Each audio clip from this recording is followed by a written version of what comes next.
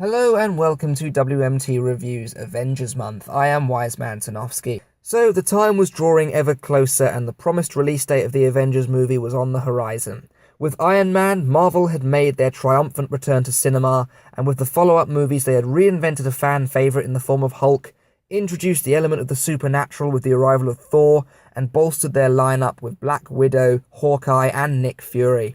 So far, Marvel's attempts to bring the comic heroes its fans had grown up with into the modern world was going well. But of course there was that one hero whose origins didn't lie in the modern world.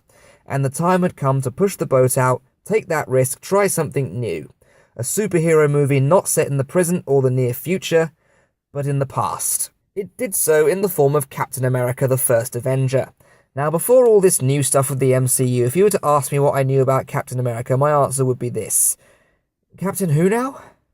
I'd never heard of him, embarrassing as that may be looking back on it. I had no idea who this guy was, all I could remember was that he was never any good in Marvel Ultimate Alliance, but for some reason, he got a lot of screen time. But I was curious nonetheless, more so out of enjoying Marvel's recent success and the fact that it was becoming more socially acceptable to enjoy their movies. The first Avenger was something completely different from the previous 4 films. Entirely new cast of characters fully establishing the timeline of the new MCU, as well as introducing one of the key MacGuffins of the Avengers series, in the form of the Tesseract. It was an entirely new experience, so let's take another look. This is the WMT review of Captain America the First Avenger. So, what's the story? In the heat of World War II, Steve Rogers, played by Chris Evans, is an eager young recruit rejected by the army for his weak physical stature, who is taken on as part of an experimental super soldier project. When the head of the project is assassinated, however, the newly transformed Rogers finds himself as nothing more than a campaigner for the army, performing in stock and bond shows as the iconic Captain America. This is until he leads a rescue mission to liberate captured American soldiers from inside enemy territory, including his best friend Bucky, played by Sebastian Stan, where he encounters the leader of a Nazi subgroup known as Hydra, in the form of the Red Skull, played by Hugo Weaving, who plans to use an ancient weaponized power source called the Tesseract to overthrow the Führer and take over the world.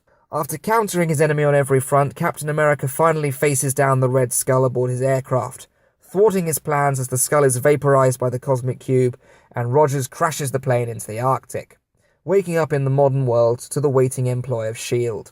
The movie does a very good job of creating the dimly lit and earthy brown world of the era in which it's set. Everything has a dirty tint to it which gives the scenes a really retro feel. All over you've got recruitment ads and propaganda posters, even with the adverts in the movie theatre. And it's a feel which is perfectly countered by the cold stone and iron look of the Hydra sets, whether it be in the Skull's fortress or in his airship.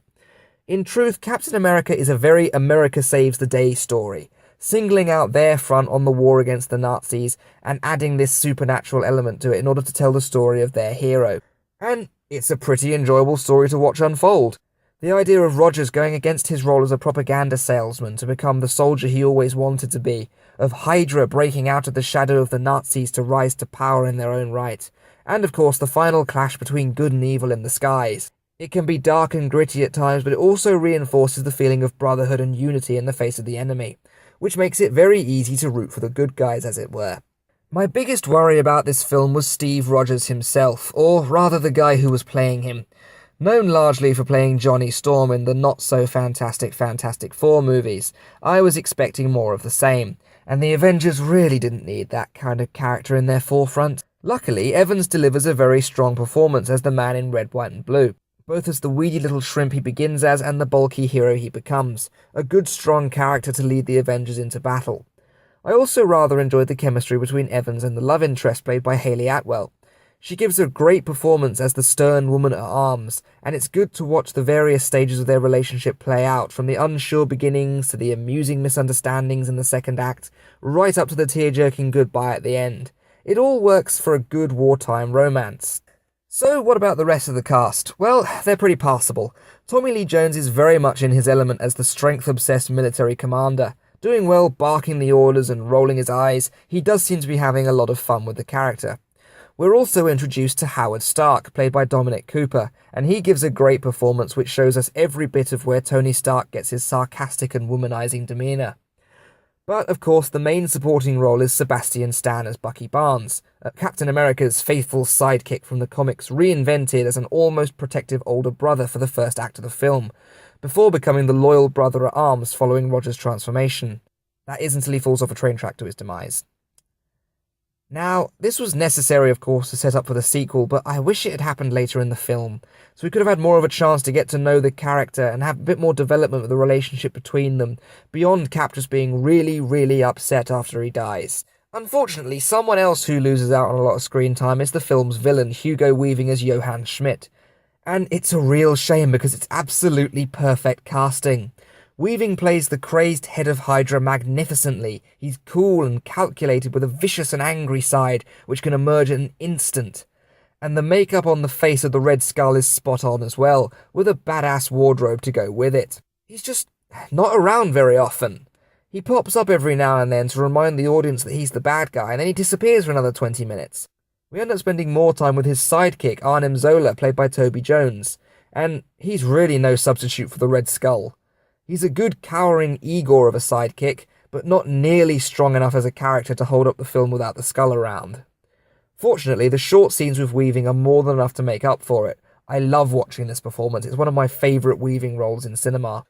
The effects in this one are a little dodgy, especially on weedy Chris Evans. His head is oddly proportioned to the rest of his body, and the torso is just weird looking. It's not as noticeable when he's fully clothed, but for scenes with the examination at the beginning and the procedure, it's right in your face and very difficult to ignore. Cap's super soldier acrobatics are a little distracting, leaping here and there and looking a bit PlayStation-y in the process, while obvious 3D scenes like throwing the shield at the screen are a bit cheesy and cringeworthy. But aside from this, there's a good amount of practical action going on, some great fight scenes, and some even better battle scenes inside the Hydra base. If I were to find something to complain about in terms of content, there's not a tremendous amount of development in, well, a lot of the characters, to be honest. They start out one way, the film progresses, and at the end they're essentially the same character. Bucky's death doesn't have much of an impact on Rogers beyond one sulking scene. Rogers proving himself doesn't seem to change Tommy Lee Jones' character all that much, and the characters who might seem to change end up getting killed off. But it doesn't detract from the film at all, because the story and the action tends to make up for it. Overall, as the final film leading into the Avengers movie, Captain America is far from being the weakest film in the series, but I would also struggle to consider it among the stronger ones. It has a good lineup of characters, tells an enjoyable story with some great action scenes, but it lacks the development that, say, Iron Man or Thor had. It doesn't feel like its characters really gained or lost anything by the events presented to them. Weaving's Red Skull character, while massively enjoyable, is also heavily underutilized, and the dodgy effects can be a bit distracting in the midst of battle sequences, and make it very difficult to become fully invested in the scenario. Whereas previous installments, even those presenting more outrageous supernatural elements, pulled them off in a much more believable fashion.